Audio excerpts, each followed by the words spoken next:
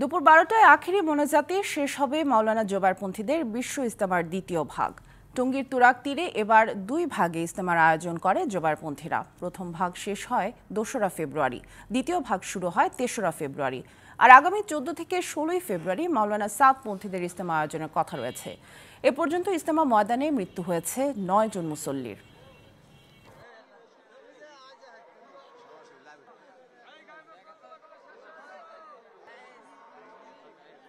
দিন এবং ইসলাম এবং ভ্রাতৃত্ববোধ, একজন আরেকজনের সাথে মুসলমানের সাথে কিভাবে সম্পর্ক রাখা আমরা এবং আল্লাহ রসুলের হুকুম এবং আহকামের উপর চলে দুনিয়া এবং আখিরাতে কিভাবে কামিয়াব হইতে পারি, এইটাই এলো দেখার আশা।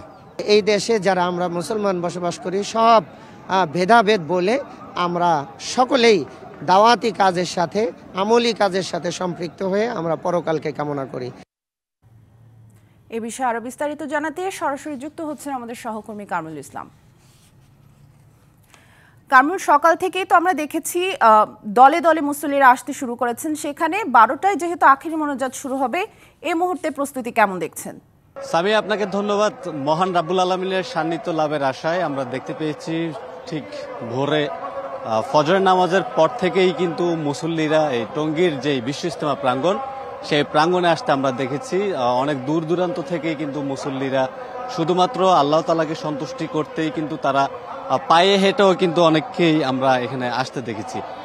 আমি এই মুহূর্তে অবস্থান করছি টঙ্গীর যে বিশ্ব ইজতেমার যে মূল পয়েন্টটি রয়েছে সেখানে। আপনি নিশ্চয়ই দেখতে পাচ্ছেন যে ইতিমধ্যেই কিন্তু এই বিশ্ব ইজতেমার যে প্রাঙ্গণটি রয়েছে সেটি কানায় কানায় পরিপূর্ণ।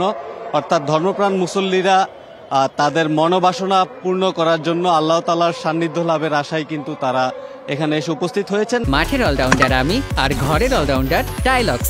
টাইলক্স টয়লেট ক্লিনার, ক্লিন মানেই টাইলক্স। এবং একটু জানাতে চাই, আজ দুপুর 12:30 নাগাদ আমরা যেমনটা জানতে পেরেছি, 12:30 নাগাদ আখিরি মুনাজাতের মাধ্যমে প্রথম ধাপের বিশ্ব ইজতেমার দ্বিতীয় পর্ব শেষ হতে যাচ্ছে।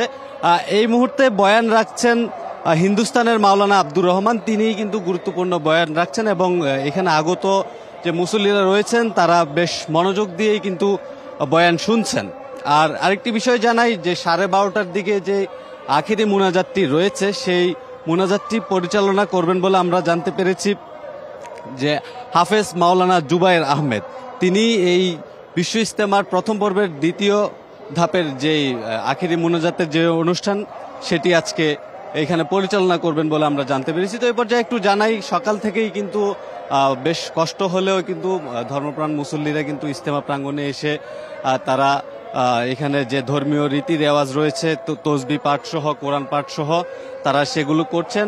আপনি নিশ্চয়ই দেখতে পাচ্ছেন, আমি যদি একটু দেখাই, আগত মুসল্লিরা কিন্তু তারা তাদের ধর্মীয় যে রীতি সেটি পালন করছেন এখানে। একটু জানাই, আজকের এই প্রথম ধাপের দ্বিতীয় পর্বের ইজতেমায় ঢাকা সহ আশেপাশে প্রায় 22টি জেলা থেকে মুসল্লিরা এখানে এসেছেন। আর আমি এখানে বেশ কিছু মুসল্লির সঙ্গে কথা বলেছি, তারা যেমনটা বলেছেন আমাদের কাছে, আসলে এই বিশ্ব ইজতেমার যে আজকের যে আখিরি মুনাজাত, সেই মুনাজাতের মাধ্যমে তারা মহান রাব্বুল আলামিনের কাছে প্রার্থনা করবেন আগামীর বাংলাদেশ যাতে সাম্য আর ন্যায্যতার ভিত্তিতে প্রতিষ্ঠিত হয় এবং পাশাপাশি যাতে মুসলিম উম্মার প্রতি মহান রাব্বুল আলামিন যাতে আপনার সহায় হন। তো এই ছিল আমার কাছে টঙ্গীর বিশ্ব ইজতেমার সবশেষ খবর। সামিয়া। কামরুল, ধন্যবাদ আমাদের সাথে যুক্ত হবার জন্য।